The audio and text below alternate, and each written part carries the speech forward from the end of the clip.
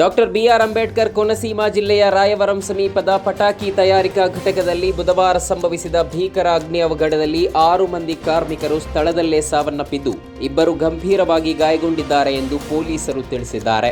ಪ್ರಾಥಮಿಕ ತನಿಖೆಯ ಪ್ರಕಾರ ಘಟಕದಲ್ಲಿ ಅಸಮರ್ಪಕ ಸುರಕ್ಷತಾ ಕ್ರಮಗಳು ಮತ್ತು ನಿರ್ವಹಣಾ ಲೋಪದಿಂದಲೇ ಬೆಂಕಿ ಅವಘಡ ಸಂಭವಿಸಿರುವ ಸಾಧ್ಯತೆ ಇದೆ ಎಂದು ಅಧಿಕಾರಿಗಳು ಶಂಕಿಸಿದ್ದಾರೆ. ಸಾಕಿದ ಹಸುವನ್ನ ಹುಲಿ ತಿಂದಿದೆ ಎನ್ನುವ ಕಾರಣಕ್ಕೆ ಹುಲಿಗಳಿಗೆ ವಿಷ ಹಾಕೋದನ್ನ ಸಹಿಸಲು ಸಾಧ್ಯವಿಲ್ಲ.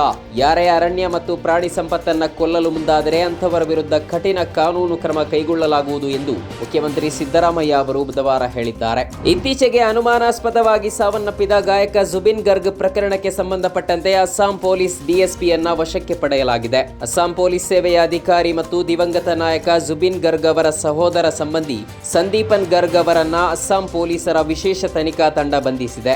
ಸಂದೀಪನ್ ಕಳೆದ 5 ದಿನಗಳಿಂದ ಪ್ರತಿದಿನ ಅಸ್ಸಾಂನ ಅಪರಾಧ ತನಿಖಾ ಇಲಾಖೆ ಕಚೇರಿಯಲ್ಲಿ ತನಿಖಾಧಿಕಾರಿಗಳ ಮುಂದೆ ವಿಚಾರಣೆಗೆ ಹಾಜರಾಗುತ್ತಿದ್ದರು.